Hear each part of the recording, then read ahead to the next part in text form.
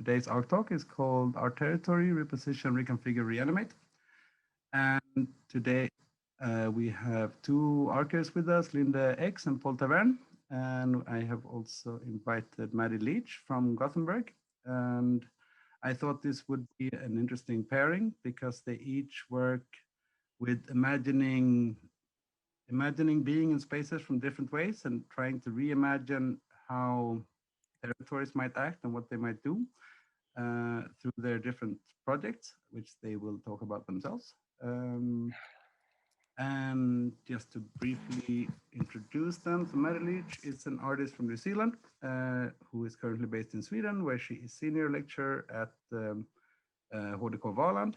And she will talk about her processes in her project The Fountain, an art technological social drama. And Linde Ex is a member of our art group here, and she is an artist, researcher, and teacher. And she will talk about her project, Lifelines of the Barely Noticeable, which she is also now developing into a PhD research. And Pol Taverne is another archer who is an artist, teacher, and printmaker, and photographer, and who uses photography as her primary research instrument. And she is currently tackling the question of where is here through participatory research into attachment and perception of village inhabitants and farmers in villages in North Netherlands.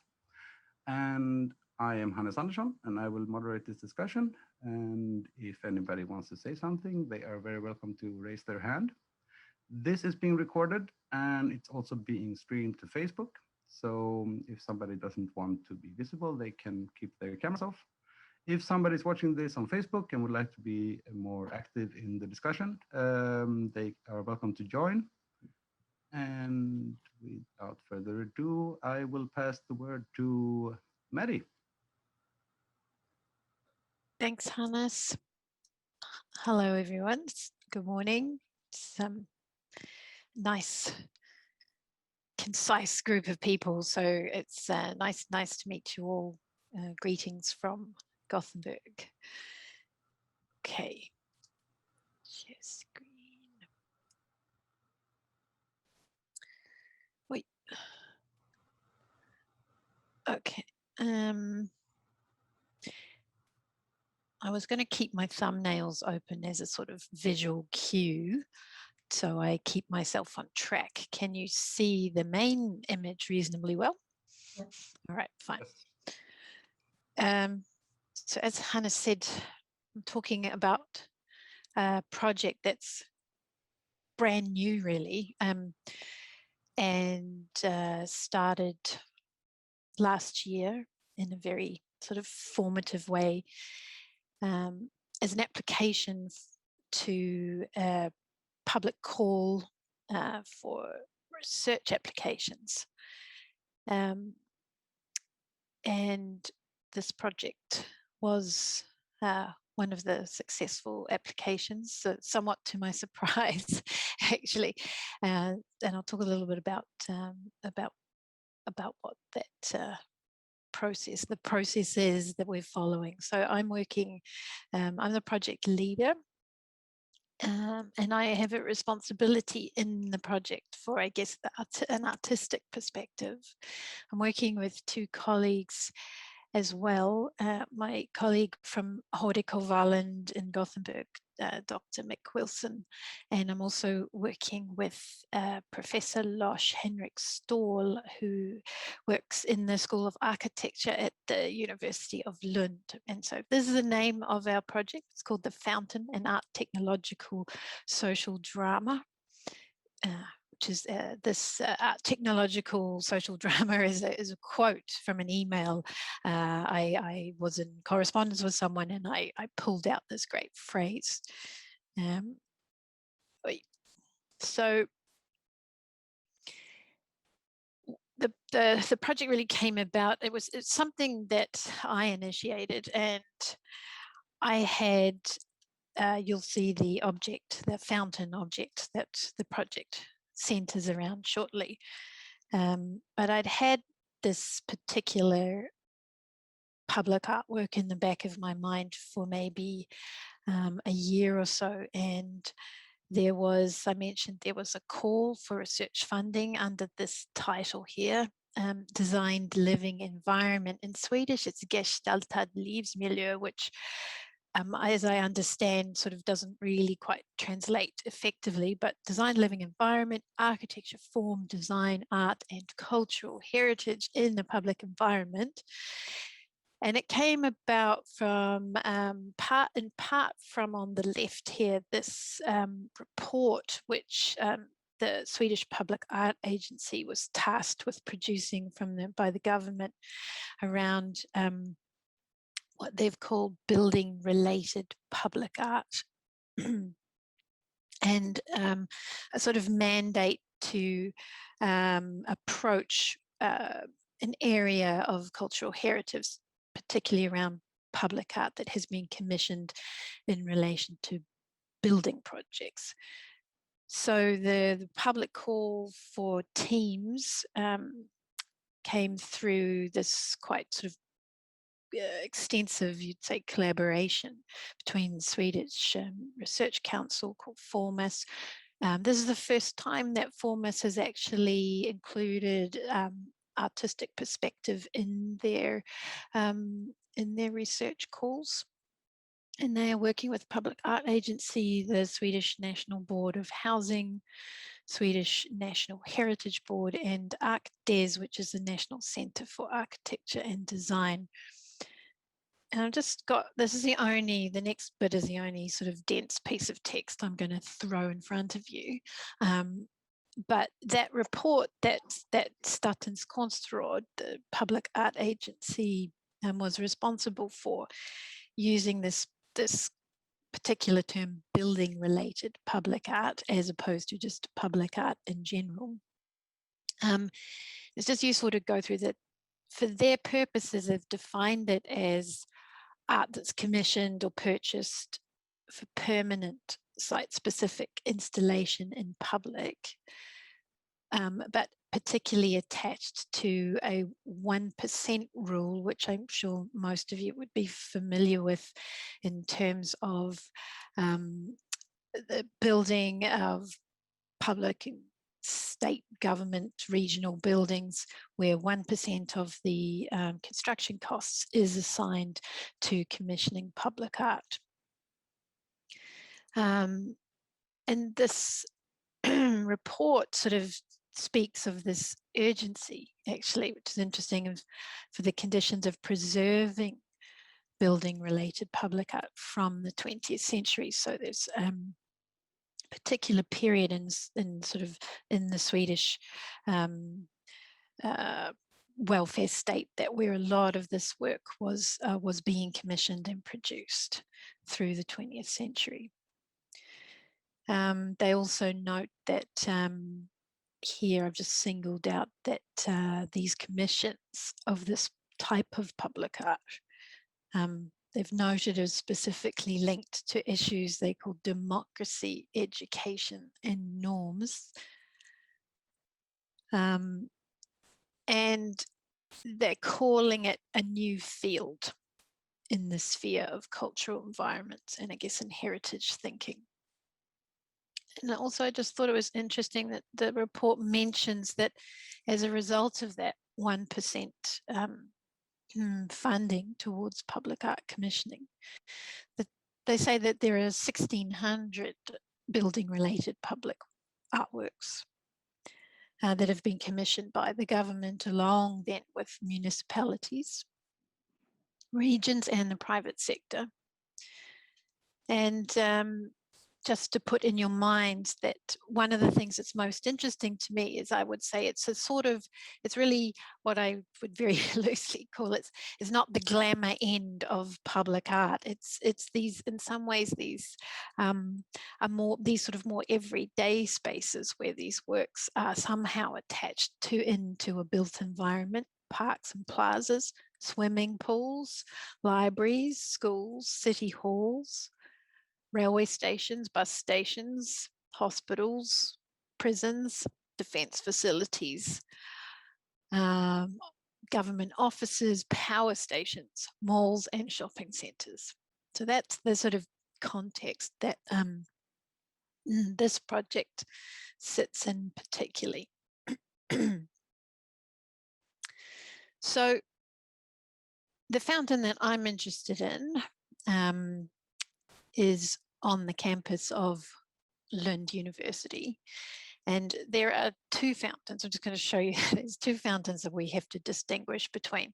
This fountain, I'm not clear yet on its actual name, but I've just put the Swedish Fontänen på Universitetsplatsen at Lund University. It sits in front of the big house, the main building of Lund University here, and it was designed by the architect of that house, very unusual name, Helgo Zettervall. So we're looking at a fountain, an object from the 1880s here. And this object features notably in quite a lot of the university publicity. It sort of appears in all sorts of kind of lovely images. It's also known as a place where students take a bath sometimes here. But I found a few, these are slightly cheesy images of happy times, nice times in front of the fountain that exists in front of the university building. And then the second fountain is the one that I'm interested in. This, its official name is the LTH Fontänen, or the LTH fountain. LTH stands for Lunds Tekniska Högskola, which has now been integrated into Lund University. Formerly it was its sort of own campus. It was built as a campus in Lund in the 1960s as the technical university. And it is now known simply as the campus of engineering of Lund University. But this object here was designed by the architect of the LTH campus, Claes Andersson. So similar to the previous one, the architect involved in designing the buildings had an ambition to make a fountain work, and this is Claes Andersson's vision. And he worked with a Swedish sculptor called Arne Jones. And this work was inaugurated on campus in 1970. So last year it was 50 years old. And it's described as a sort of a vision of technology in glass and steel. And there's it had a considerable amount of funding from Statens Konstråd, the public art agency. I think at the time it was 1 million Swedish krona, which would be a significant amount of money. And so it had brought a lot of attention onto itself because of the level of funding it had had. So this is when it was first started life. You can see here, perhaps there is water coming. We'll note that the water is coming off the edges of the fountain, not necessarily where it's supposed to be coming. But as it stands today, this is what the fountain looks like. So just showing you the vision of 1970 and today. So this, and I'll show you, here are the two men involved in this particular object, Claes, Arne, in front of it. And just a little bit of brief background, Claes Andersson, he's a fairly famous Swedish architect and known particularly, this is Lund's Konsthall, but he's also one of the buildings he's really known for is Malmö Konsthall. Both very beautiful, beautiful buildings. And I love this picture. This is Arne with, I think, one of those classic, this is one of his works. I suspect it's called something like vertical composition. And so they had a long-standing collaboration on a number of projects. And they were also very good friends and drinking buddies, as I understand it. before the fountain on the LTH campus, they submitted a proposal to the World's Fair in Seattle in 1960 for a structure which is very similar to the fountain that eventually emerged on campus. And this was a plan for a model for that structure in Seattle, so you could see some of the similarities to, I guess, when this proposal for Seattle was not realized. And they also had a number of other projects were also not realized. And these are just some of the archival photographs. So this fountain was intended, it's a little hard to see here, but there are two bodies of water either side of it. And bodies of water is a sort of perhaps a nice way of putting it. They're ponds, I would call them, and they were the remnants of a brickworks which existed on the side of the campus in the 19th century. So they're holes in the ground that had filled up with water. And the water was intended to come from this pond, come up the structure and cascade through 11 glass boxes and then pour into the pond which is over on the other side. And this is one of the very few images that exist. So it has come from one pond, it's pouring over. The issue with this work was that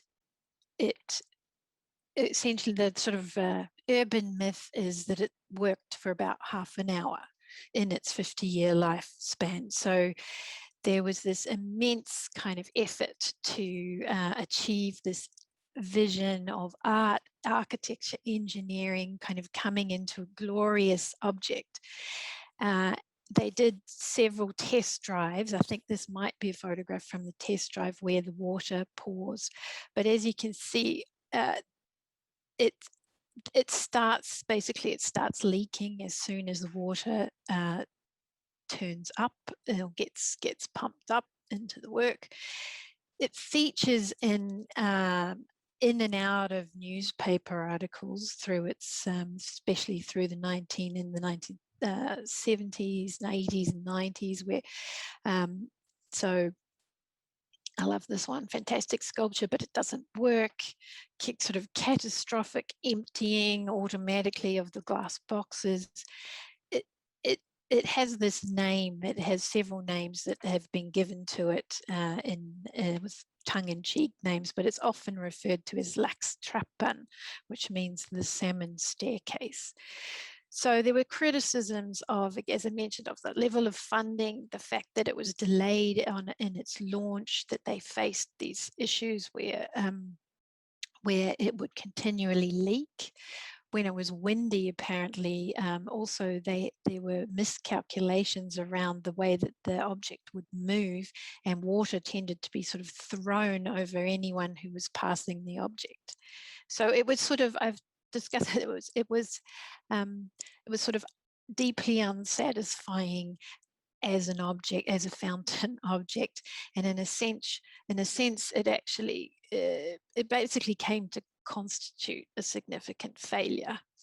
And there's also a nice image here, one of the press of saying, you know, you're supposed to be able to sit under the fountain and have this sort of beautiful, have water through the glass boxes overhead. And this great image of Lillian Johansson, who is trying to do some work, and she requires an umbrella because of the continual leaking, the risk of leaking. So the thing that happens is that it's in and out of a lot of discussion. Basically, Claes Andersson and Arne Jones had both died by the early 1980s. And so they never, they would have seen it work very briefly. And the university invested a significant amount of money in trying to resolve the problems with the leaking. And in the 1990s, there was a campaign to try to get it to work again. And it in 1996, there's a final sort of run with water, despite the fact that it's still leaking everywhere. Student chorin plays Vivaldi's Requiem as the water pours out, and supposedly there's a sort of myth that there's a bottle of water somewhere in the university from the last time it operated as a fountain. And at that point, Akademiska Hus, who sort of are the landlords and are now actually really how the owners of this work, decide that it's never going to work as a fountain. They dismantle it partially, and so you can see here, so the glass is taken off, and they blast the columns, and this is what it looks like today. It's sort of fairly, gets a bit moldy and a bit grubby and looks a bit forlorn, and the vegetation has grown up. I'm checking my time. I'm going to do very quickly. So, skipping, there are fragments of it as well in the in museums in Linde. This is a piece of the glass that was removed. One of the pieces where the water was supposed to come over the lip. This is a model that they built of how it was. Outside what was Klaus Anselm's offices in Lund, there's this pond where apparently there was a working model of the fountain at one point, but just a simple sort of pond remains. And this man is in the news, and he apparently salvaged some of the glass panels, and he has 12 of them in his garden in Lund, and I have yet to meet him. So, nearly done. Now, essentially the proposition we made as a research proposal was, can this object be, using this word, reimagined as a public artwork, and how would you go about doing that? So rather than its full removal from the site, or rather than trying to renovate it so that it works properly as a fountain, the question that we're interested in is, can it actually become a new public artwork? So that leads to the idea that it would cease to be the artwork of Klaus Anselm and Arne Jones in this sense. And I will make a proposal for it to become a public artwork that would exist, I guess, in my name. And which leads to the idea that its possibility could be rethought again in the future. And so this is a kind of quite a radical challenge to notions of artistic authorship. There's some pretty interesting kind of ethical considerations working with essentially the deceased estates of two artists whose work this is. And it also we have this like linking back into that building related public art I talked about at the beginning.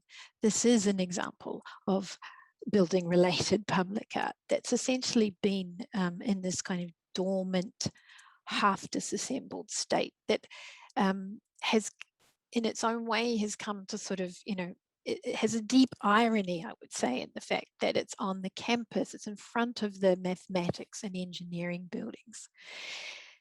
And, people sort of met, so it sort of represents the failure of engineering, perhaps, and of architecture on what is a technical university, which is supposed to be the kind of a generator of new possibilities around engineering, mathematics, architecture. So there's something around its sort of presence as it sits on the campus that's incredibly interesting to think about.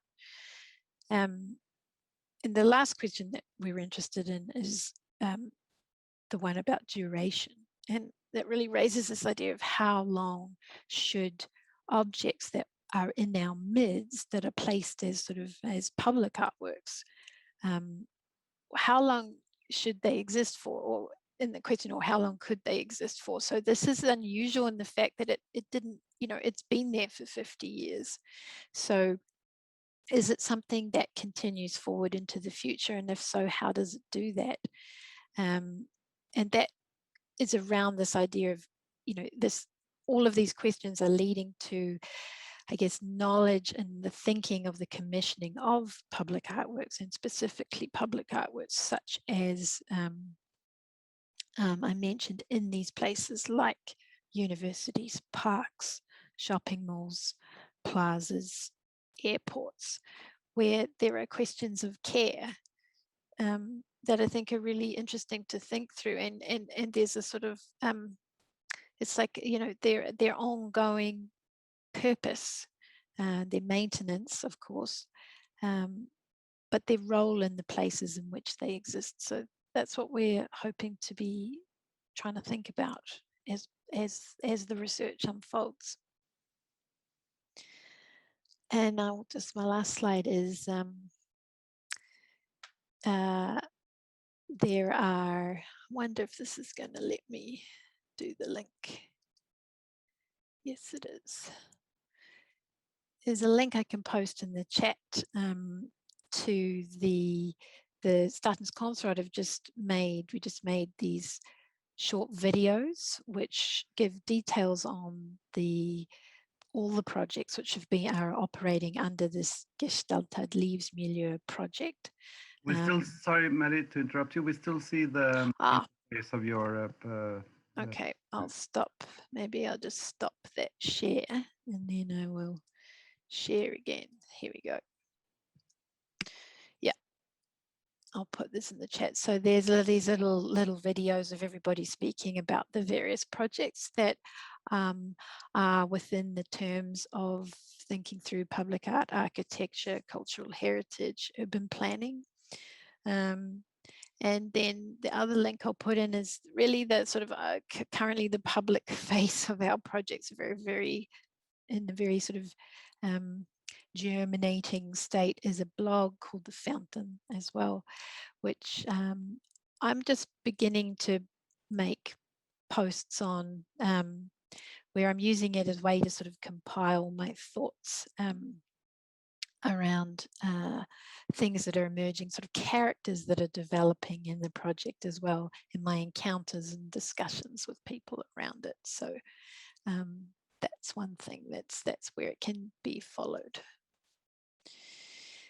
Okay, so I think that's my 25 minutes.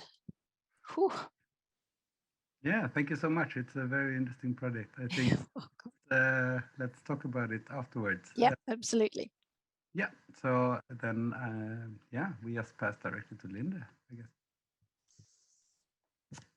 Yes, hey. So I want to talk about a project that is in a way very different, because there are no structures, no real materials, and yeah, it's in many ways materialized in space, but not with materials. And the projects I want to talk about is the project that I gave the name recently, Living Lines of the Barely Noticeable. And I will share my screen. Yeah. So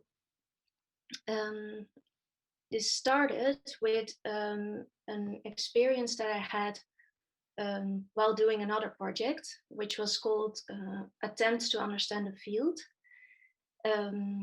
And in that field, I had a lot of experiences because I was researching a meadow, a field.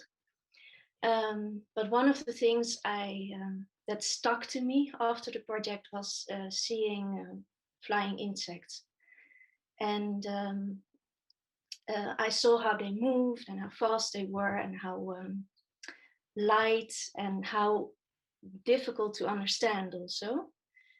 And that experience stayed with me for quite a while, like mingling through my head. And then there was an opportunity to get a grant. So I wrote a proposal, and the grant was about traveling. So in the proposal, I had to explain why I wanted to travel, but I also really wanted to do something with the experience of the flying insects that I had.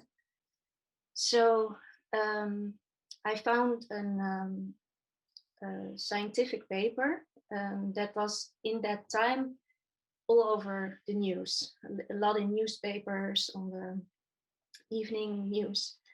And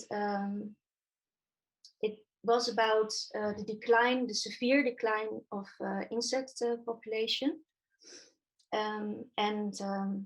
Yeah, how, and they did the research in Germany.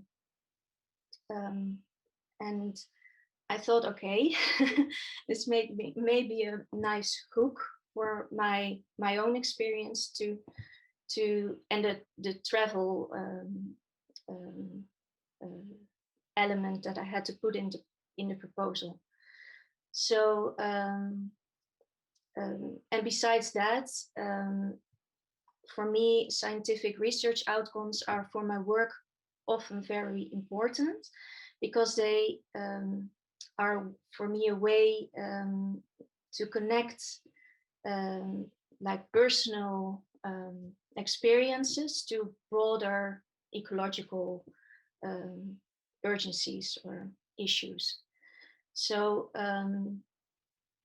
yeah, I had my hooks for the proposal, and luckily I got the grant, the stipend, so I could actually do the project. And yeah, for me, the project started with diving really deep, firstly into the natural sciences outlook on these flying insects. And for me, they gave me a way to understand very complex situations or data by converting like entities and the things that I saw into signs, like words and graphs and figures. And yeah, Bruno Latour, the philosopher, calls that inscription. And that gave me a general notion of the urgency of the topic. For me, then the next thing to do was to make a bridge between that general notion of urgency, cognitive notion of urgency, to a deeper connection with the essence of what the insects are and how they live, and yeah, how we as humans can connect to their world. So I'll skip this one. So I traveled a lot in the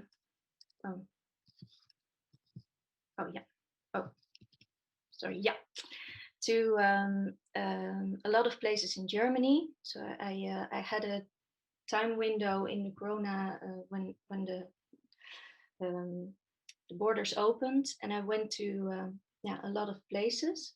And the places I visited were the places where for 27 years scientists took samples of flying insects, and they weigh them, and they that was the base of the whole scientific paper, where they found out that the insect decline, or the flying insect decline, in 27 years was more than 75%. So that is quite a lot. And here you see some of the places. Some I couldn't visit because, well, there was a Corona measure, but like a little bit further in the back was actually the place. So I had the opportunity to go to the exact spots where they made all the measurements and samples and did their research. So when I was there on all these places, I started collecting. So I made a lot of drawings and sketches, a lot of notes also, like of the exact places, the time I was there, what I saw, how the insects moved, made a lot of videos, photos. So it was it was a lot of collecting I did. And of every spot I visited, I made a photo of the spot and a photo of the sky, because the sky, the air is their territory. So yeah, large collection of places. Some places were quite difficult to visit because they're military terrains that I actually couldn't be in, but I did it anyway. And like, so it was quite an adventurous travel. Yeah. And out of all this collecting and yeah, making drawings and sketches and videos, I made works. I cannot show you the works because unfortunately, also because of this pandemic that we're currently in, I couldn't show the works till now. So I hope that will be possible in the near future. But I can show you some of the translations I made from the collections that I've made into works. And what I did is that I looked at all the source material and all the data and what I've collected. And I translated that into 3 types of works. So I wanted to understand how the movements of the insects compare to our human body, because their bodies are so different. And how can we like come even a little bit closer to their way of living and experiencing space and movement. So I worked with a choreographer from Berlin to make a choreography based on yeah, the movements that I recorded, and I made a whole system based on yeah, a way of noting dance movements. And that way of noting dance movements is called Laban notation. And it is a way for choreographers to translate movement into a written language or a written scheme, let's say. So I had to translate the movements of the insects into a language in a 2D environment, paper or like a flat environment. And I used the Laban notation to do that. Although a lot of things in the Laban notation were not sufficient for my translation, and I had to add other things that were not in the Laban notation. But it was like a good way to start working. So besides the choreography with dancers that I made, I also made a written language consisting of lines of the movements and their speed at a certain moment, the influence of the wind. Are they trembling? Are they falling? Are they like there are a lot of dynamics in how they move. Also, different species have very specific ways of moving. And yeah, here you see the first setup for this for these lines and how I started unraveling what was actually happening. And the third work I made is a work that is more about space and to experience how they, yeah, their lightness in space. So I made motors with small mirrors that reflect light and reflect it back into the space. And so that the insects are like, you have a similar experience, I hope, as being like surrounded by flying insects, but then in a yeah, contained exhibition space. So those are the 3 types of works. But then I felt that actually the 3 works were, I felt really sorry that the project was over, because I thought I have so much material and so many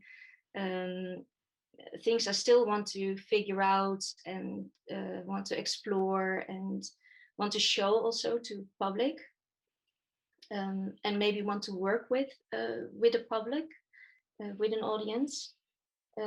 So I wanted, I now want to also do something with the whole research, and I have the nice opportunity to make this part of my PhD, artistic PhD project. So it will be part of the PhD as a retrospective ethnographical studies, where I look back on the choices and translations that I've made as an artist, and what the connections are to broader ecological urgent issues. And so it didn't stop. And I also feel like because of the project, before it was more like it started with like a wandering or a feeling of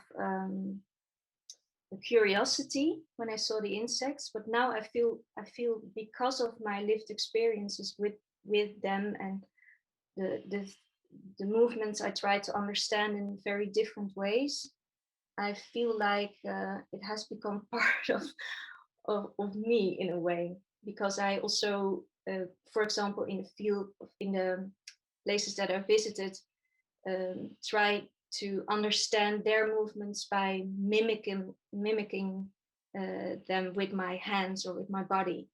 And I really hope that the project will do that to more people, that I can make people connect more to a very different way of non-human perception.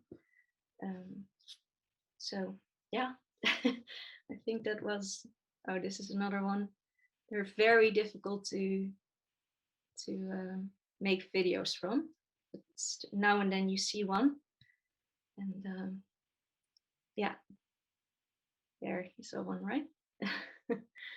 Yeah, right. I think I will stop sharing. I don't know. I have no idea how long I talked.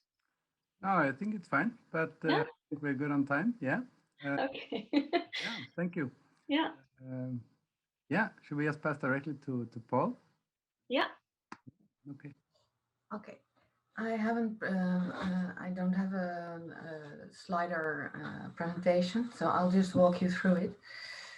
There are some similarities to both of the projects. I'm starting with a project, so it is still in a much earlier stage, with a project about landscape. As an artist, I'm interested in a landscape that has meaning to me. So places that I visit often, and also the landscape here around me where I am now. And so this is the start of the project of the Noorderlicht, which is part of a larger research on landscape and relation. I'm calling it the Ommelanden. The Ommelanden is the areas around the city of Groningen. And where am I located is in the north of the Netherlands, a small village surrounded by potato fields mainly, a very rural location near the dikes and the Waddenzee. So there are 2 types of landscape that interest me there. There are the tidal marshes and the salt marshes that are behind the dike and near the sea, which look like a natural environment, but are completely man-made and is constantly changing, and not only in a natural way, but mostly by man. And there's not only is it very interesting location visually, there's a special sense of place and a special sense of space also.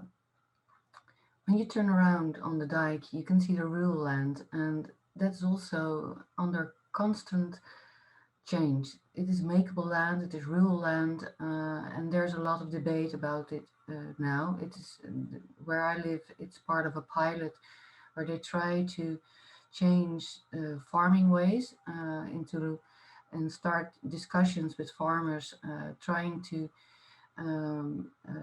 work with circular farming methods, like teaming up farmers from agricultural to livestock, for example. But these discussions are very tedious and the change is very slow. So now I'm walking back to the village, which is now part of the research for the Noorderlicht. And because I'm interested, like as an artist, I observe the landscape constantly, and it is part of my work. And I translate it into my own works, and I use it also in my teaching environment. I'm now, for example, teaching at Minerva, a landscape course on combined with printmaking. And because of the COVID, for example, we would firstly, we would go outside together and explore and research the landscape outside. But now with the COVID, everyone is at home and they are exploring their personal landscapes. And I, as a teacher, explore it with them. So I'm more and more interested, not only in my own observations, but in sharing those observations and interested in how others perceive it. Do the same things arise? Are the urgencies that I find shared with other people? And so I'm now in the Noorderlicht, I'm trying to make it very concrete. And I will use photography as a tool to research what is actually happening. Is this sense of, like, if you have a landscape, you can break it down to space and place. And it is, in a way, it is a location which is measurable and which is measured extensively, but it cannot, all those things measured are not giving the whole picture in a way. There's also this connection and all those emotions, which are harder to portray. And so I'm curious in how villagers and farmers look upon the land and look upon the village as a place, and how do they perceive it from the inside out and from the outside in. How can you make that tangible? I will do that with photography. I'm making a participatory project based around questions that I observe, that I ask to the others, and they will answer it by photographing. With those photographs, they will form some sort of basics for conversations, to find another way to talk to each other to what should be discussed. If the landscape is changing as I see it, like for example, the relief is changing, the biodiversity is is failing. How are these large questions, how can they be translated into smaller, tangible, concrete things? So it is a form of raising awareness. It is a form of getting things on the table, a starting place for discussion. But also in a further stage, it is also about the image itself. Is how can you make visible what is felt or perhaps yet unseen? How do I do that as an artist? But also, how do other people do that? And can there be some sort of conversation? And not only with me and the landscape, but also with me and the villagers, mean the farmers and the villagers. So then it just goes off. It is like a myriad. It is not to be determined in advance, but as an experience together in a way. So this is the essence of the research, and I'm curious where it takes me. There's this tension of not determining everything in advance, but at the same time set a firm structure where things can evolve. So this is where, yeah, there are many things. I'm talking too fast, and so I'm a bit lost. I'm a bit out of track. But it relates also to sense of place, placement, a shared space, and how do we share this space, and what is the responsibility and opportunities that we have to form it.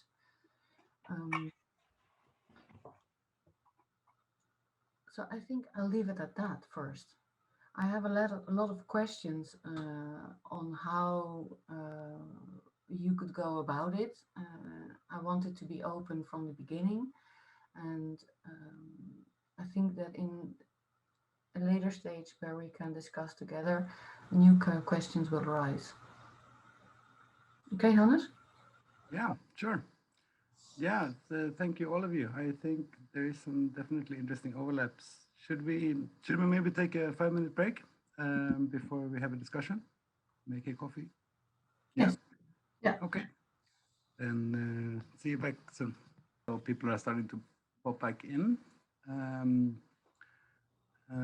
I think I'm gonna pass the word on quite soon, and because I guess you also see overlaps in your different projects. But some thoughts that I had when listening to the three of you is that I think it's there is often this discrepancy between what is the vision of the artist, and then when you put an artwork in a public space, it is also lived in, it's interacted with, and no matter if there is insects who live there or if there are engineering students, or I think it's very relevant for the artistic practice to try to imagine how it is to actually be with this thing apart from your artistic vision that you have. And I think there are many examples of this, and also especially maybe from all this public artwork that was commissioned in the 60s. There's a lot here in the Netherlands. There's also a lot in Gothenburg. And it becomes ruined somehow. And so, for example, across the street here, there is a building complex, and in the middle there is this really ugly sculpture. And I met several people who live there who were, oh, you live on this street? Yes. Where? Oh, you know where the ugly sculpture is? Oh, yeah. So, and then it becomes so bizarre somehow that you have this monument of the ugly sculpture, or the leaking fountain ruin that is made with no attention at all to how it is to actually interact with it and be in this space and what it does in the space. And I think, yeah, so methods for trying to understand how things are lived, I think is very relevant. And for example, Maddie, I can imagine, how do you tackle that? I can imagine when you try to reinvent the fountain, how do you approach it? Do you start from how it is interacted with and how maybe it should be interacted with, or what's the approach? Well, good question in terms of, I every time I look at it, I think, what an what a really difficult project it seems like in the things that it kind of set up in writing, in making an application and formulating questions.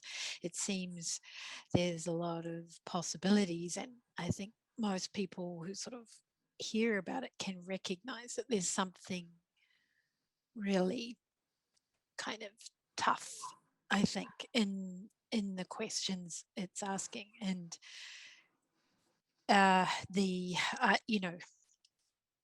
one of the things that this project will encounter, I think, is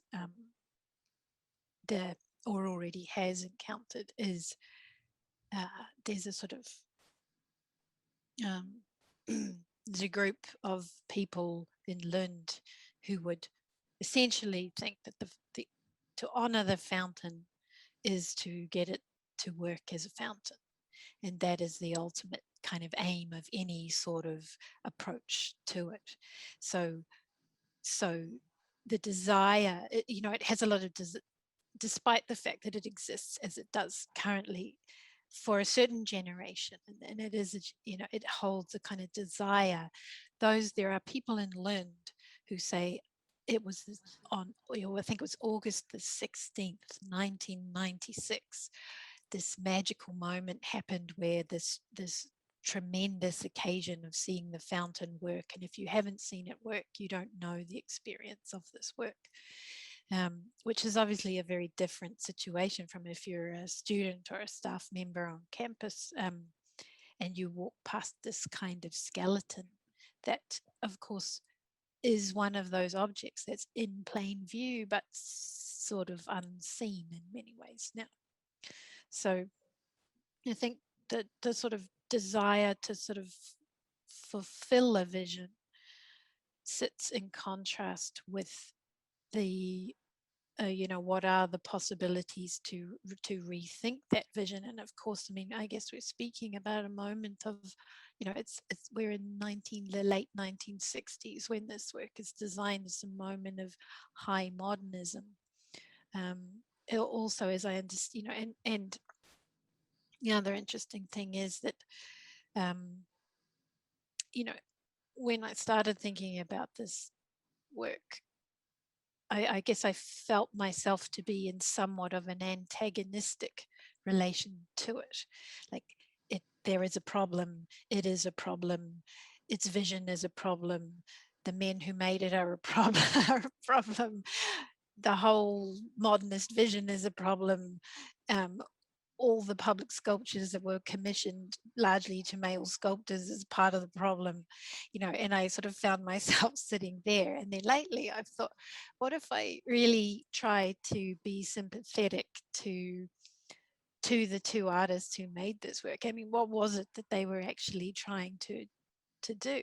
And a sympathy towards their disappointment, their sense of failure in getting the work to be what it was supposed to be in their minds. And that might be another sort of, to turn myself into this idea of a sort of difference between the antagonism to the problem and a sympathy to the problem.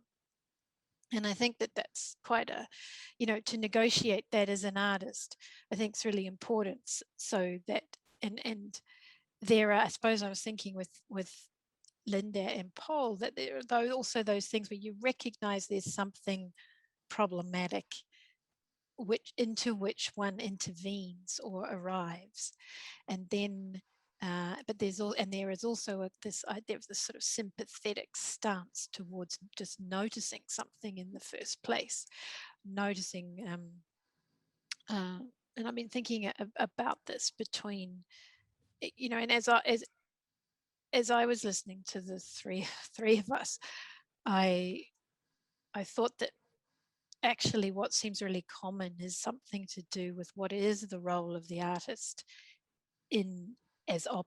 how are we operating in these problems. So the problem of the insect decline, flying insect decline, the problem of the slowness or the lack of, the problem of the discussion between farmers, there's something there that I think is worth teasing out around this idea of, this is this fund of, like, as artistic research, what is the role of the artist, and then the artworks that get produced from addressing these different problems. And I guess I was thinking about this maybe in relation to me and Linde, actually, that I suppose all I will get to do is make a proposal at the end of 4 years about what's possible to do with this fountain structure. So that proposal may or may not be endorsed, and then requires a whole nother project, a whole nother sort of set of funding or whatever. And with Linde, I was struck by that. I was struck by sort of there's the relation, I guess, of your embeddedness in the places you're going, and you're revisiting where the scientists have been and where the work has been undertaken, and then the way that the artwork that results from that sits in a different kind of space, the exhibition space. And so I was thinking about how, for example, if I could just turn that question, long monologue, to you, if we think of the role of the artist as some kind of, as there's an interventionist aspect, I guess, to what I'm doing.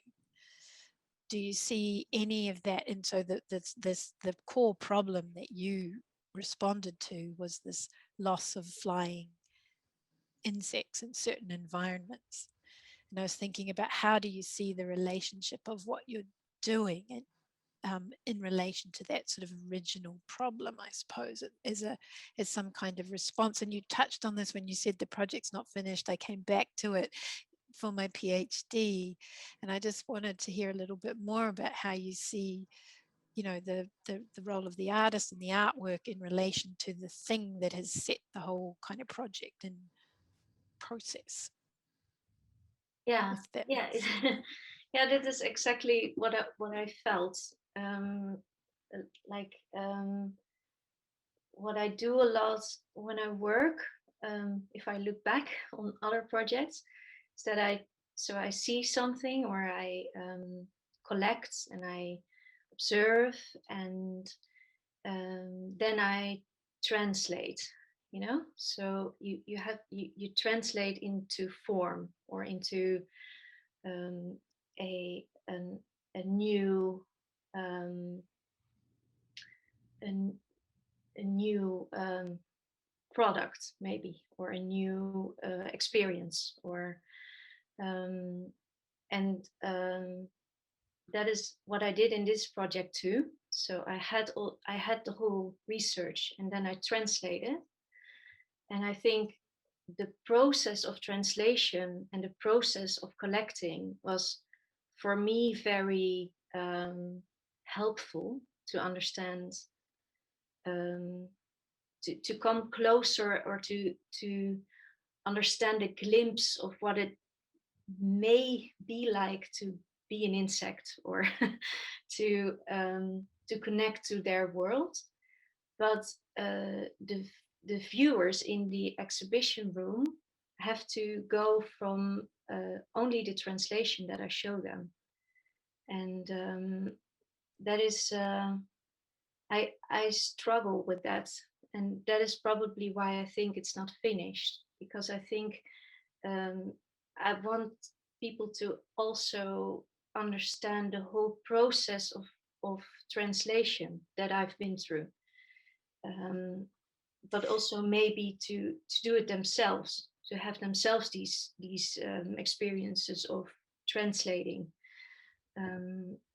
I was going to ask you just to also clarify that because was your relationship to, you didn't have any direct exchange with the scientists themselves, because one of the contradictions I think I picked up, it seems incredibly kind of, I don't know, poignant or sad, is that in order to measure the loss of the biodiversity, the scientific measurement contributes further to that loss, because I think you mentioned that the insects die in the process of being measured to establish the loss of insects, and this flying insects, which I think is something really, that's something really, something sort of brutal in that, and you're describing a very different approach. And of course, this relation between the way that artists approach something and the scientists approach something. And I just wondered if you'd had any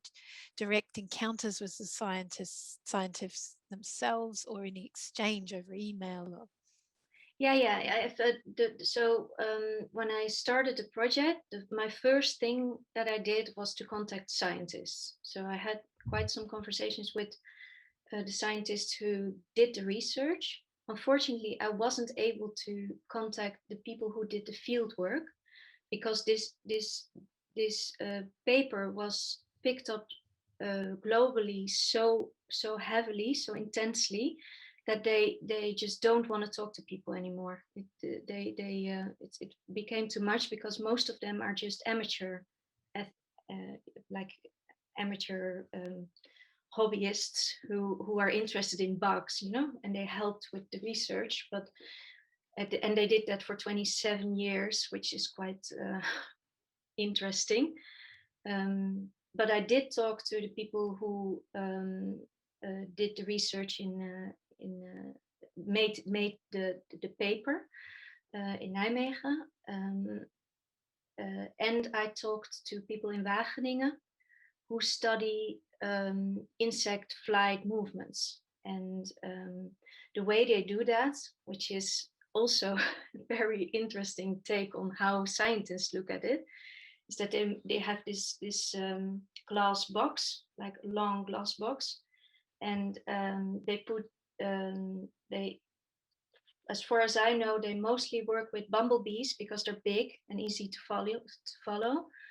Bees and mosquitoes, because mosquitoes have, of course, this huge interest of scientists because of diseases they can spread. And then they have 3D cameras, and they follow they make the whole flight movement 3D, and they let them fly to a fake flower, for example, and they watch how. So I learned some things of them, but field research on insect movement in science is still very scarcely done. And also I felt like, so it gives me what science gives me is a cognitive sense of the urgencies that are there, and it gives me an understanding of, for example, with the University of Wageningen, with how they move and what the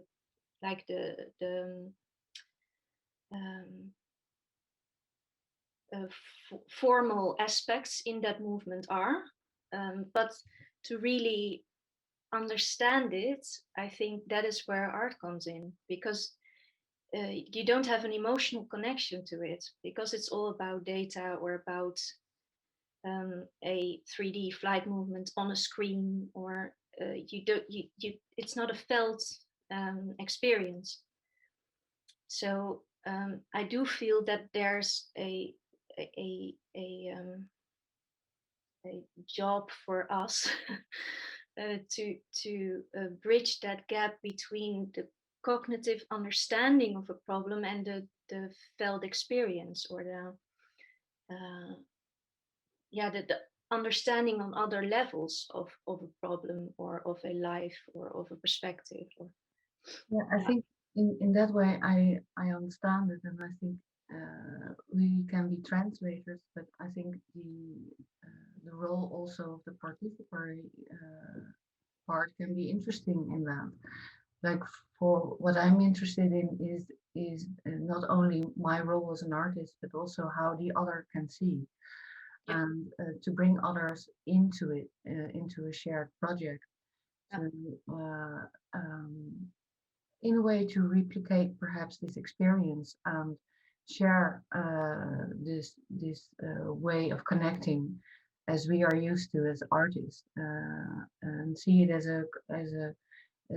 a ground for conversations, and also to enlarge the impact, and but also as a stakeholders point of view, that I don't believe in this opposition of the science and the artistic. I think there is a lot of common ground that is interesting to break, but in making changes as you do, for example, in your artwork with Maddie, with the fountain. If you want to change it, do you take account of stakeholders or other people from the university, students, or how is it felt? What does the other people think of what should Yeah, happen? Do you consider it? Do you take it into notion as part of your research? I mean, I definitely consider it. This is something that's kind of interesting for me because I usually very clear and increasingly so I think, in terms of saying I don't see myself operating as a collaborative artistic practice. So in that way, I'm more usually very clear in saying the authorship of an artwork is attributed to me, and I'm clear in that sense. I have a directorial or producer role in that sense. And this project, partly, the fun in order to apply required a team. And while I am the lead in that team, I have two other people working with me who bring different perspectives. And then also, as I wrote the application, I developed a kind of series of points that we would meet around talking, who are the people who actually live with this object. Of course, that's it's known in Lund in general, well known as an object, but immediately its staff and students who are on the campus is quite distinct. So those groups are the people kind of living with it on a daily basis. And it's been fascinating to have start some of those conversations, especially with, the Faculty of Engineering likes to lay the blame for the failure of the work on architecture, and architecture lays the blame for the failure on engineers. And so there's a sort of running joke about, where does the responsibility for the miscalculations that in the object that cause it to. There's this rumor that a mathematician was involved in making calculations on load bearing capacity for the glass, and he apparently made a small mistake that when it was scaled up had this catastrophic effect. And then the engineers insisted that the work was actually vandalized. It was shot at with slingshots at some various points in its career, and so it was broken. So there are these sort of competing interests around, the responsibility for its lack of functionality. And one of the things I struggle with artistically is that I do a lot of discussion. I meet people, I talk with people all the time and gather information and their perspectives. I wouldn't see myself as then, sort of working with participants to then produce the way that the work could be rethought. And that's something so there is a dialogic and discursive aspect, a high level of that in the research process.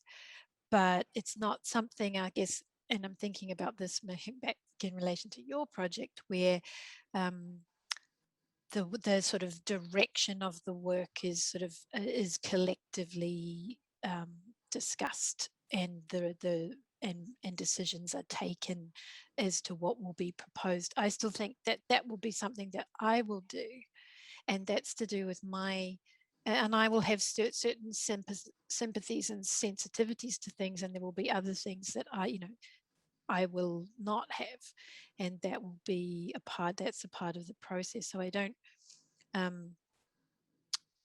if I could say that it's not something that's, it's not a participatory project in that way, in terms of the result that will be proposed, though I'm very clear about the fact I'm not operating as a lone entity. in there. So there's a lot of people who have a lot of opinions, and there's been a lot of publicity about the work. And the fact that it causes arguments is one of the most interesting things to me. So, you know, people will hate what I will do or propose with it. There will be strong objections to that. And I think that's a really interesting place to be, because it's like, tell me why you hate it, why you hate my suggestion so much, you know. And that's something that I think that rather than sort of gently coming together about that, I see this work as being the whole process of exchange about what should be done, why does it exist, is it ugly, is it great, you know, what could it be, and why do we care so much about Klaus Ansel Manani Jones, you know. So those are the sort of those are the points. And I don't know whether you think that some of that, you know, the potential for intense disagreement in your project. Yes, of course. Yeah, that is exactly what I'm looking for, in a sense, in a way that discussions are often held out of the starting of words or scientific data or how it is, but everyone has a different perspective. But it is so hard to make that tangible, to actually work upon that. So in my projects, I will use the photography as a starting point, not only as a research tool, but also to have a discussion on a different level. In a way, it's almost a teaching environment, but it's like a bypass. So you talk about the images, and by talking about the images, you talk about the subjects that normally cannot be discussed because they're so opposed, and the opinions are so strong. For example, there are some ecological farmers, and there's the normal farming. This is a small village where which is surrounded by agricultural fields that use a lot of pesticides, but there's no way of discussing, or it is not even on the table, who is farming around the villages and what are the effects of it. It is just a non-topic. So in photographing through questions, I'm trying to get it in a way also to the table. So I'm interested in this dialogical aspect and surfacing of problems, but also on a different level, what kind of images does it produce? There is a lot of image making, for example, going on here now. For example, the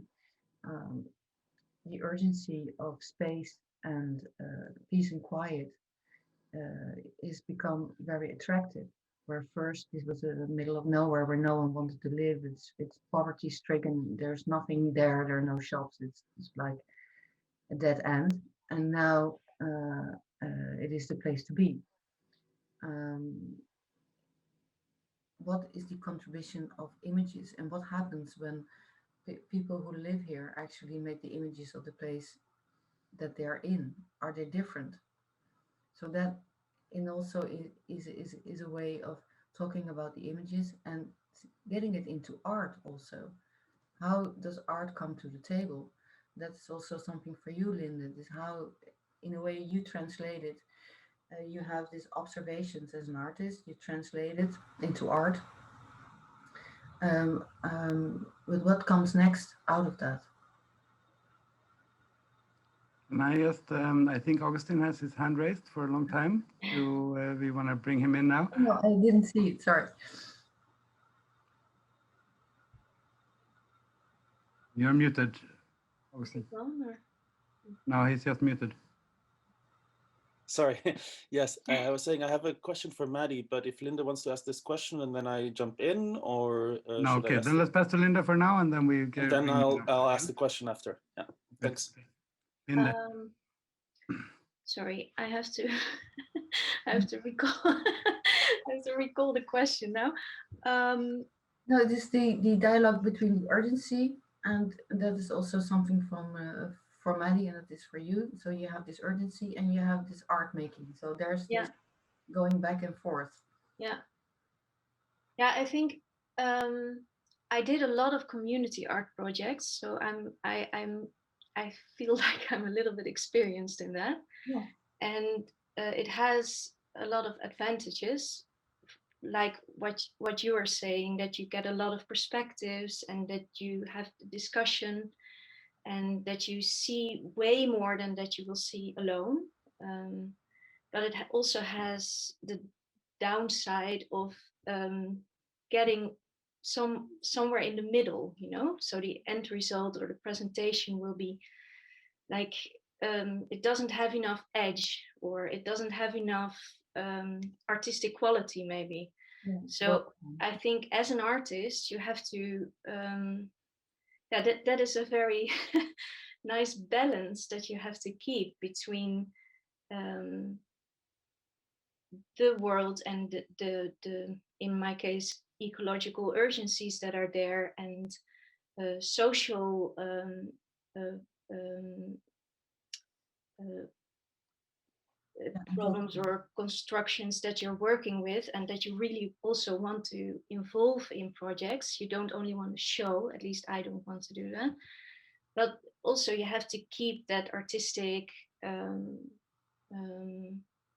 yeah, as Maddie said, yeah, you are the director or the one who is yeah, responsible for an interesting process and an interesting outcome in a way. So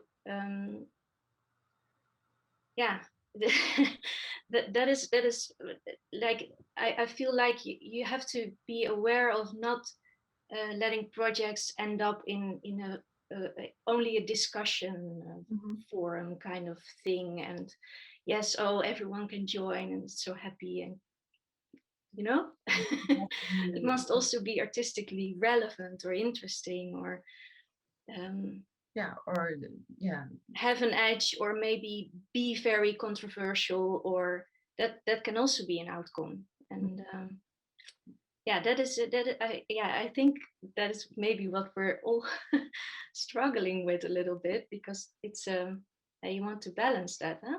Yeah. Can I jump in and add a bit exactly on this point, because I really find this the most interesting part of the presentations. Go for it. Yeah. And I'm sorry, I'm even writing an article on this aspect now at the moment, so I really have to jump in now. Yeah, because it's really important. It's really important because what you're doing now is you're talking about the two different aspects of being an artist or an artistic researcher. I think it doesn't matter that much. And that's, you have a performative aspect and you have a representative aspect. And those are really different. Traditionally, we know the artist as somebody who's able to bring in a kind of translation. That's what you do. Eh? In that sense, you're also a graphic designer. You know how to find footage and turn it into an image that has impact. That's what you're good at. Now, that's also a bit what a graphic designer does.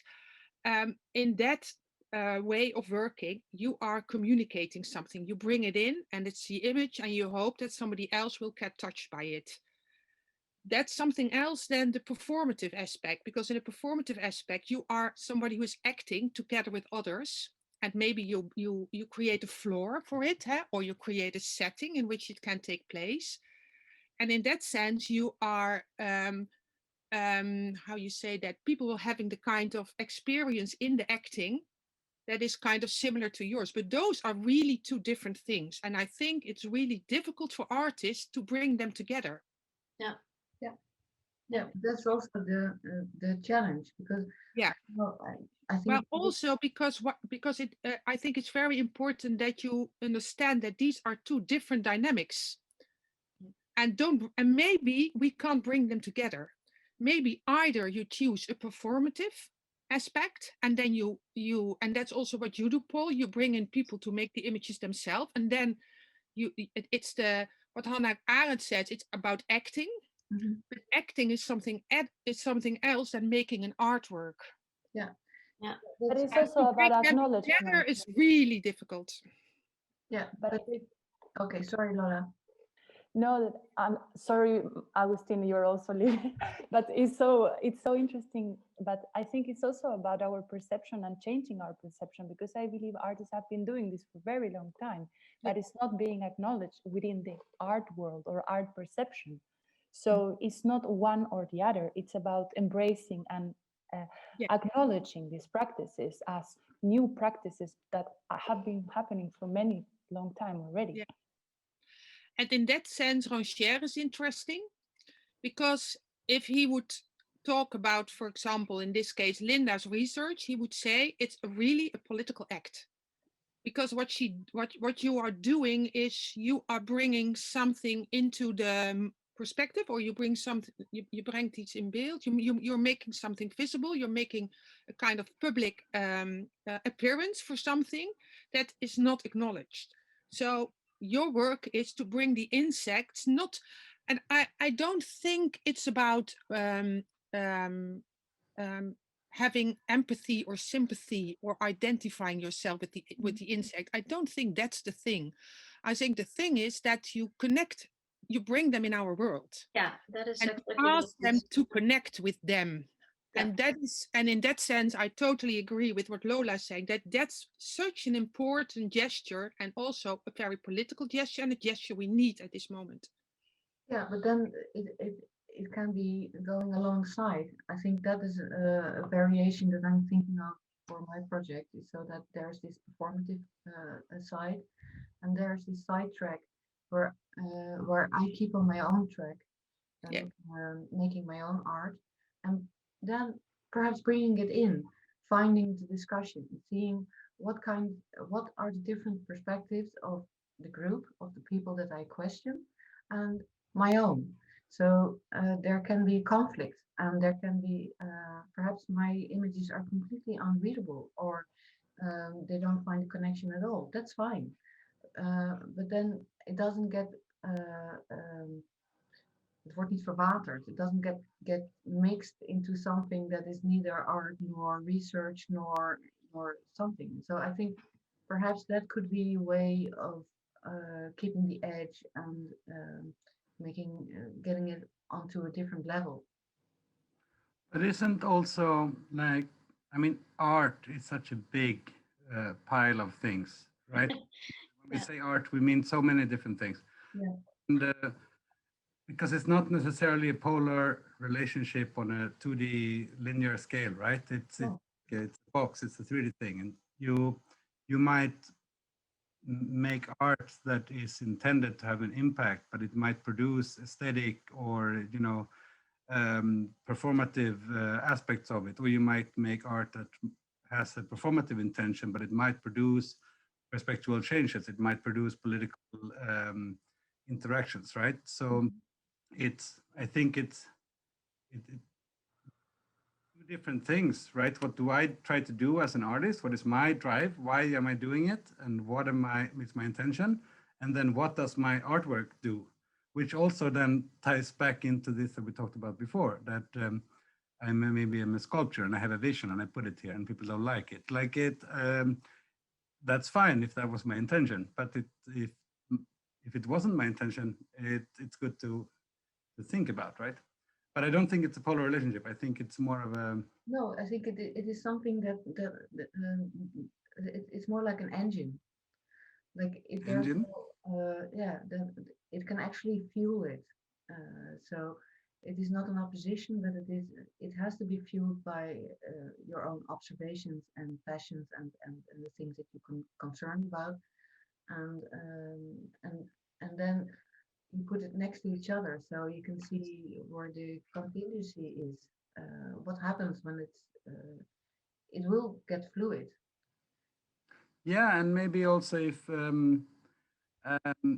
even if my artwork doesn't do what it's supposed to mean for me, maybe it doesn't matter if it allows me to do what I want to do, right? It has this, it doesn't necessarily, it can align, I think. It doesn't have to be, it's not polar, but it doesn't necessarily have to align as long as I'm not opposed to what it does when it exists, right? Augustine, I think. Yeah, I'll jump in. I've earned your say.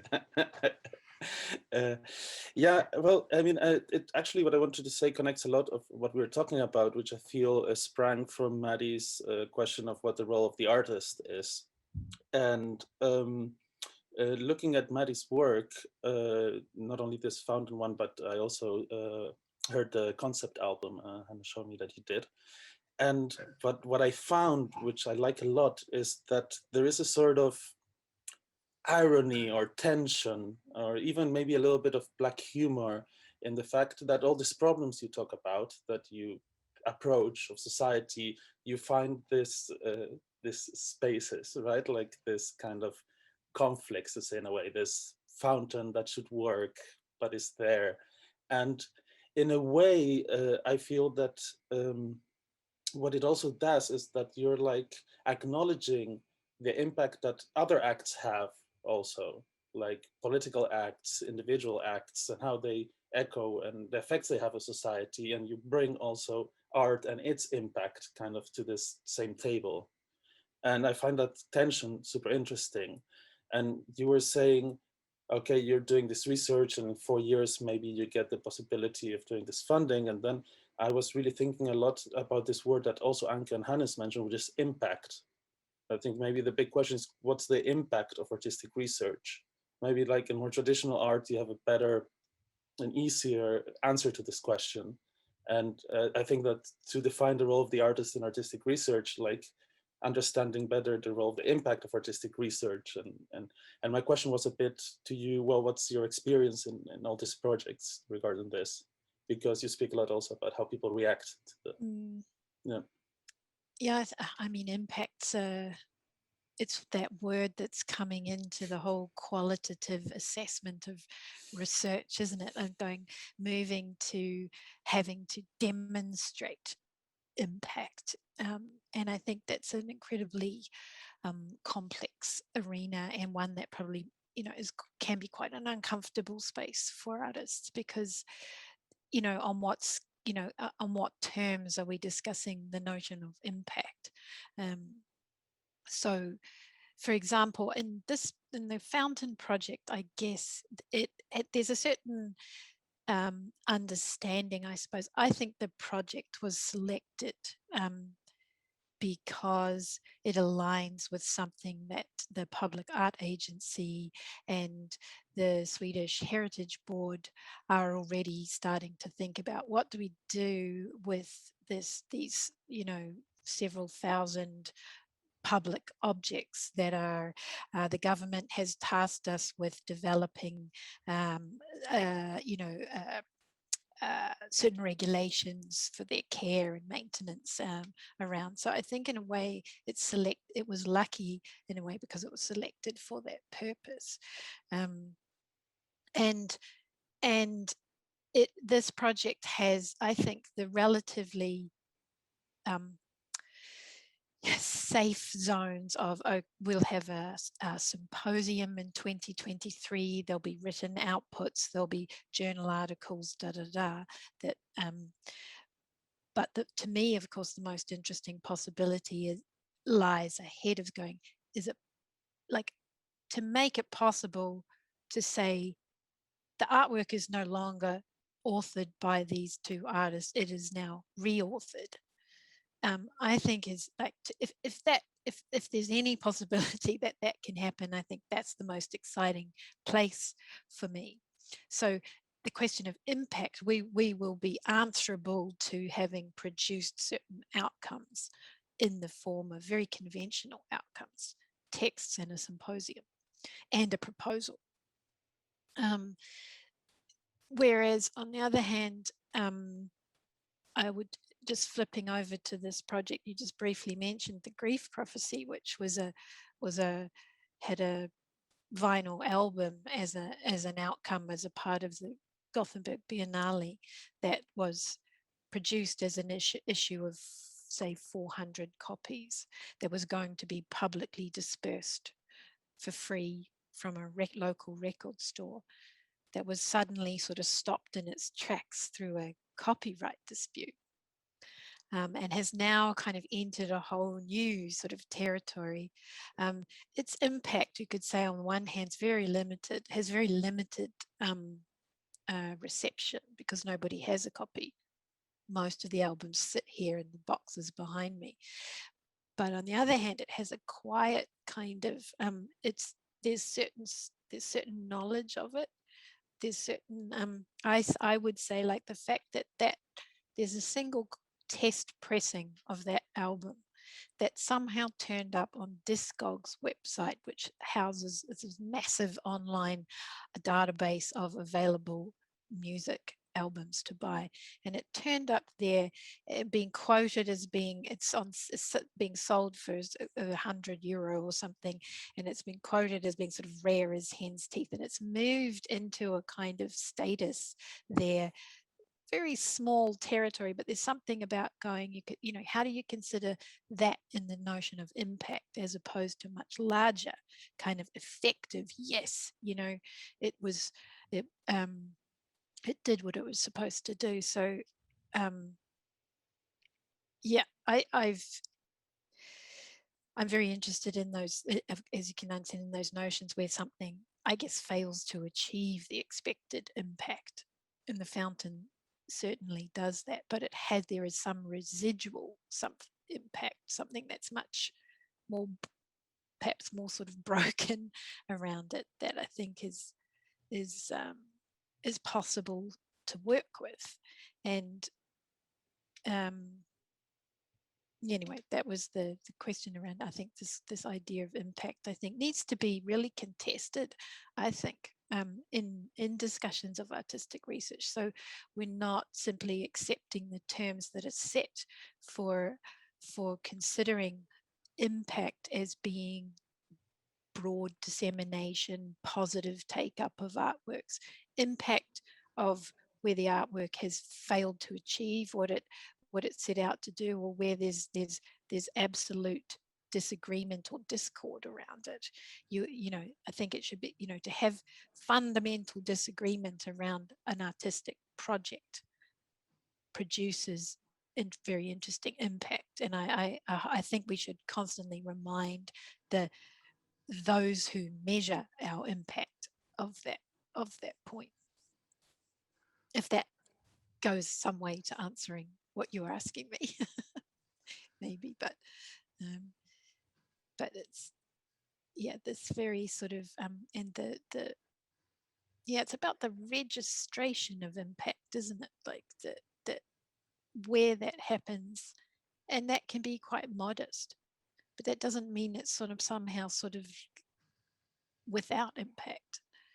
And I think the modesty and the scale of impact is something that I think is very interesting to debate and discuss in terms of artistic research, and to defend, actually. I think also, I mean, I come from a very kind of McLuhan perspective, I guess, but I think that a tool and a technology, and if we're going to go McLuhan on it, any tool will do whatever it can do. It will produce whatever outcomes it can produce, not necessarily those that it was intended to do. So I think that then maybe the question becomes, how well does those actions or acts or outcomes align with the intention? Yeah, Maddie? Oh, yeah, I want to ask, in relation to this, what you say, Maddie, in the project of Pol, I was wondering, because your subjects, the people, the farmers and the villages, are subject and participants of your project. I thought, what role do they have in the self-reflection of the project, and what do you think? What do you hope or expect that it would do to them after you are left, when your project, your role is over? Yeah, that would be that is to be determined. I think in a way, of course, one thing I will not leave because I live here. So that is also something that I'm a bit, I say, okay, I have never done a project in my own back garden. And so I work with the people that I live with. So that is yeah, I'm I'm not sure how to do that. But then, so what you're actually asking is, when is it a success?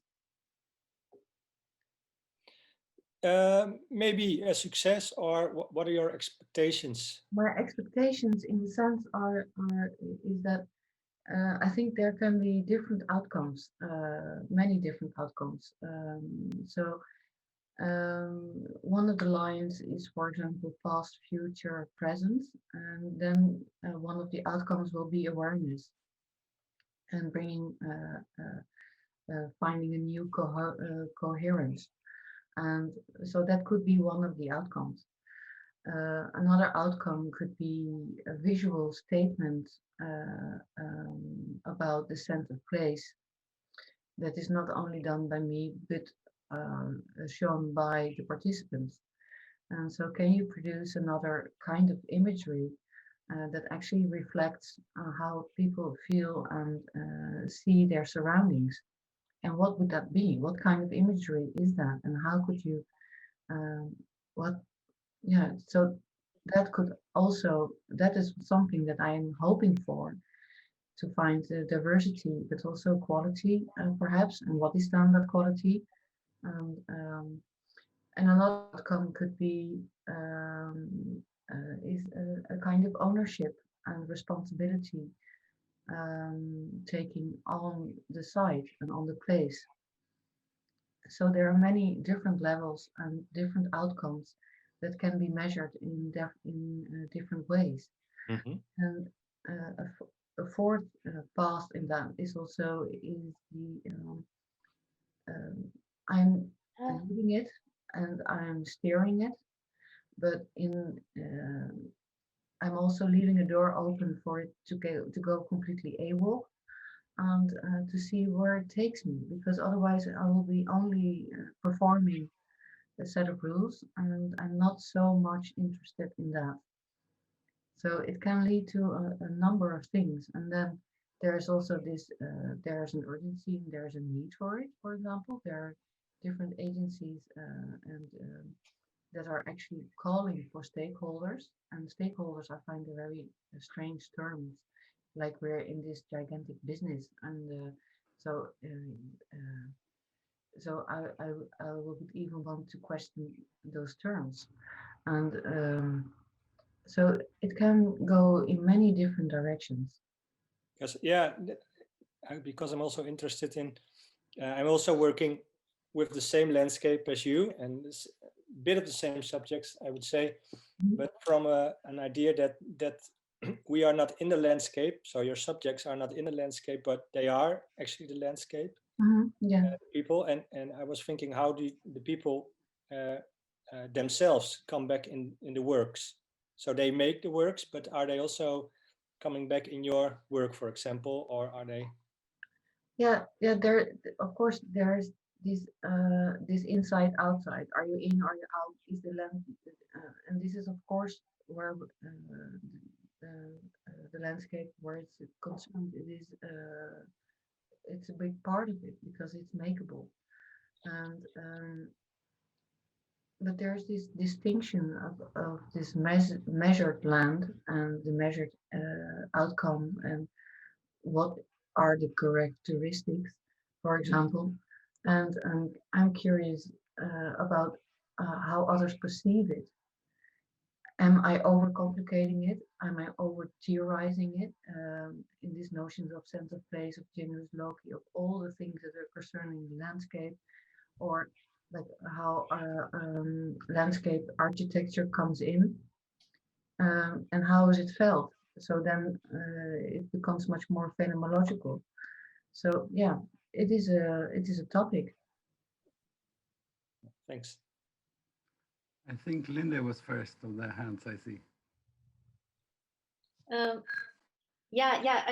I in this whole topic of talking about outcomes and impacts and how this impact is connected to urgency. Huh? Like we're all three of us are talking, I think, in about urgent topics in a way, like public space or landscape or ecology, stuff like that.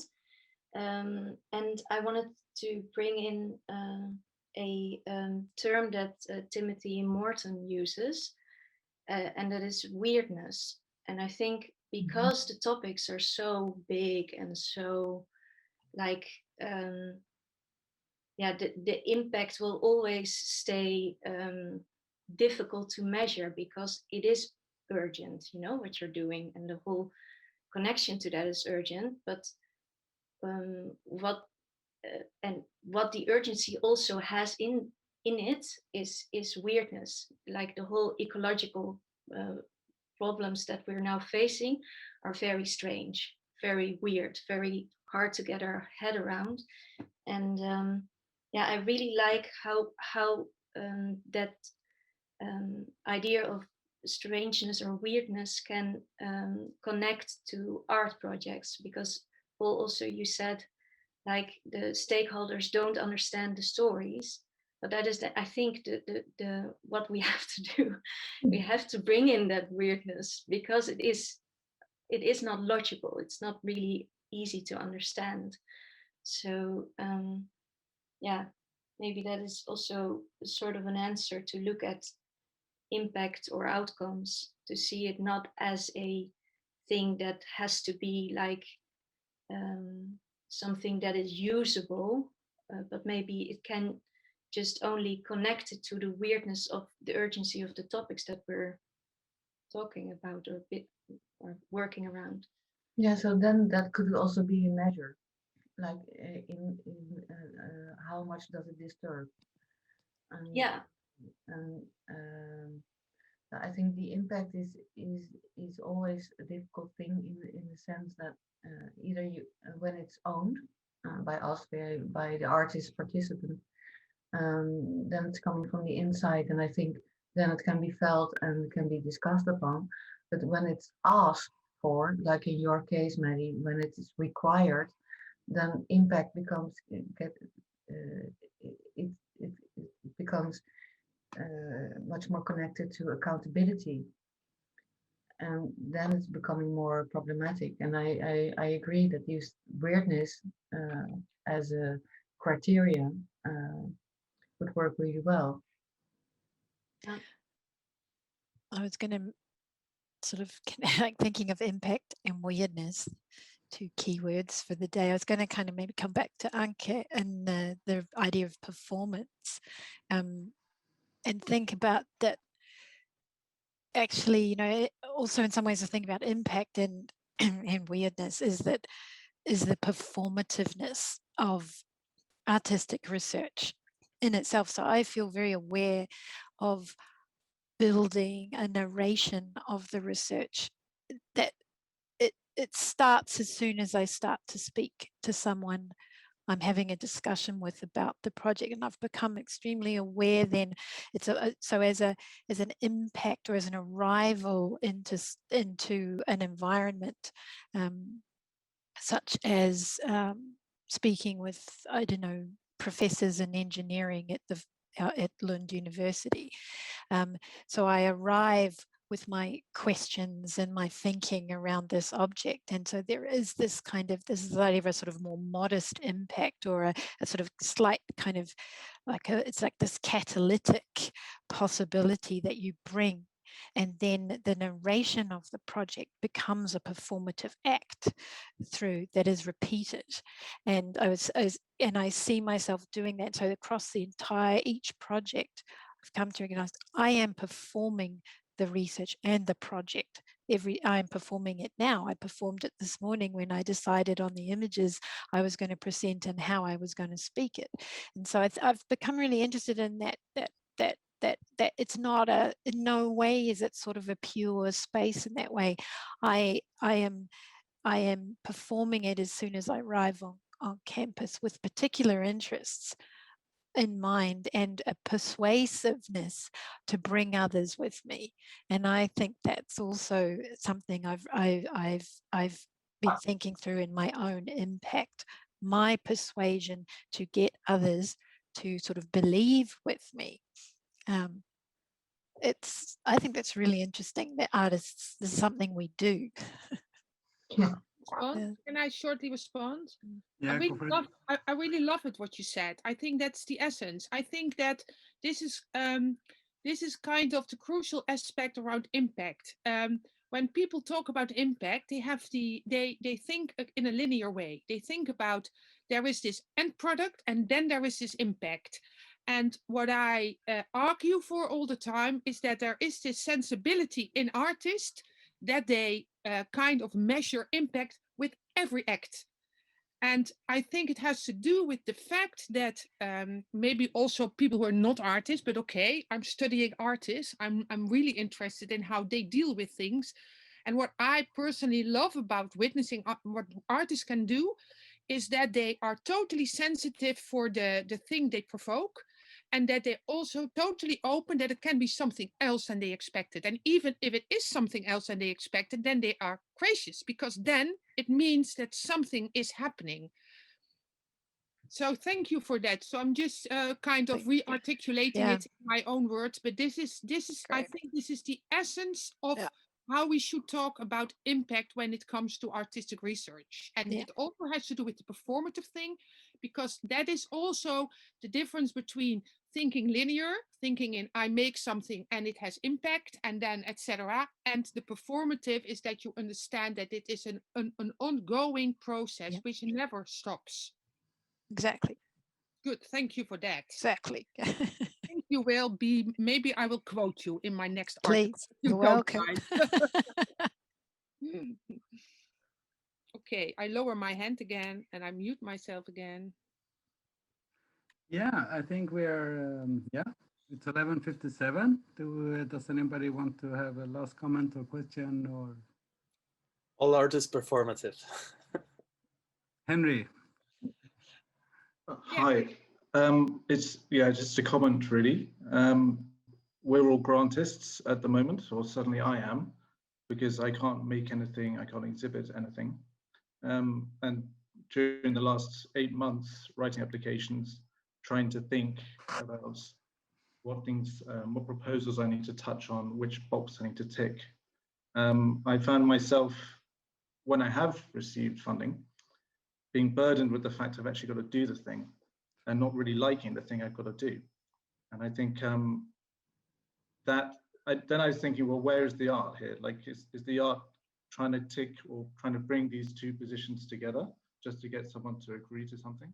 Or is it the art, the actual thing that is going to be realized, and then I'm going to justify how it reverts back to the initial application?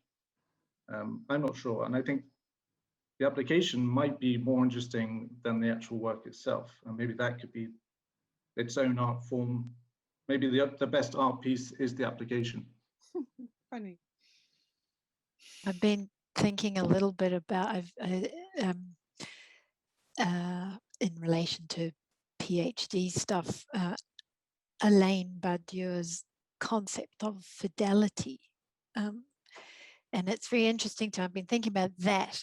And I've also been thinking, so how one kind of commits to an idea or commits to an artistic project, and then also leaves open this possibility for adaptiveness that's needed. And I think this is something that, a little bit what you're describing, when you write the proposal, it's as if you kind of commit, you have to commit in your mind to the thing that you're proposing to do.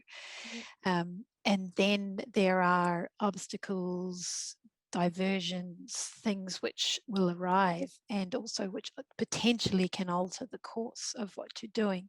And I think it's very interesting between this sort of the notion of commitment to something and then an adaptiveness around it, in the logic of it, and of recognizing opportunities or discarding things or ignoring things as well. And there's something, I think this act of maneuvering around the original proposal is quite an interesting one in order to and this is where we're back to this idea of quality assurance and impact, where one's able to meet those terms, but also perhaps resist them in some ways through certain ways of operating.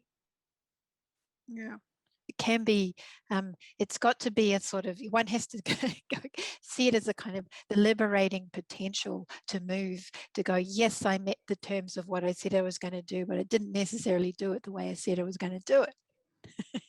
But isn't that also the key, right? Because if the proposal is exactly what it's going to do, if it's like, okay, I'm going to do this and this and this, and it's going to produce this thing, and it's going to be like this. If all of that is already in the proposal, then it doesn't even have a need to be realized because it is already fully overviewed. So I think that's the key, right? To leave enough openness to do something interesting while being able to tick these hoops that unfortunately we have to deal with. Yeah, but I think there's also something else, but I do recognize what you say, Henry, is then there's this tension between, like, that, at least that is how I feel it. There's this one desire that you just leave, that you want to be left alone and just do the thing that you want to do. And but then when you write it down in some sort of proposal, you make a strange kind of turn that perhaps in retrospect you do not recognize. But perhaps that is not even asked for. And I do agree with what Hannes is saying, and Maddie, is that opening up gives you a possibility to do it either way. Yeah, I just being in a position where I need to do it, and I don't really want to do it because I feel like I've done it. Yeah, so that's well, and in effect, I kind of have done it in a way. It exists in a way. And I find that quite interesting because I think a lot of public space, or I think the new public space, maybe an online space, is something that it just exists in online or as a concept. It's somewhere happening somewhere. This thing happened. Yeah. Maybe we should make an exhibition with applications only. Yeah, I'd be very curious. I think it could be interesting because I mean, if the application says everything that's going to happen, then you know. Yeah, you just need to read it. You don't need to make online. it. Anybody can access it. Yeah. You can have them narrated. We can get the voice actor, you know, with a nice voice to read proposals. It can Or be like failed a podcast. proposals. But then, as you say, it's a bit of a trick, all this stuff, because I write and then I kind of throw that a little bit out the window and then I just do what I want to do. But I think that's part of the, I think that's part of a 21st century artist, is to be able to like then bring it back together again. I mean, artists are tricksters, right? Or not? Isn't that what we do? Some people think so. There's lots of artists who don't like that particular position, but you know, depends where which side you land on that. But I think it's like, if at the basis of a proposal is like this idea of I want to find out something I don't know, that's what I want to do. So the allowance then to sort of say, but it's, you know, I thought it was this and it actually turned out to be this thing. I think, again, it's maintaining the case for the fact that things emerge, things change. And as you say, like to if you feel like you've already done it, once you've written the proposal, I guess it's like to kind of come at it to, you know, to what makes you, what generates your own interest in the problem that you set up. I think there's something, complex there. Yeah, I kind of see it as the sculpture, say, in a traditional format, and then it exists, and then you have a discussion with it, and then you make work around it, and then it changes, and how you're changing the sculpture. I think that's how I see the application. It's like you've put it exists. Yep. And then you make it, and then you have a discussion, and then somebody else comes in, and then a culture, time moves, different perspective. And then no one remembers it. I have to leave. Yeah. Thanks. Okay. Yeah. You, It was wonderful again. Thank you, but I have to leave now.